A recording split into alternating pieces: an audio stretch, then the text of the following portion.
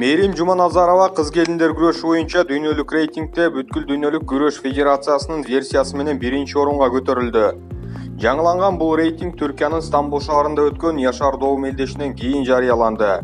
Эске салсак, Мээрим Жуманазарова 68 кг салмагына чейин күрөшүп, күмүш медаль тагынган.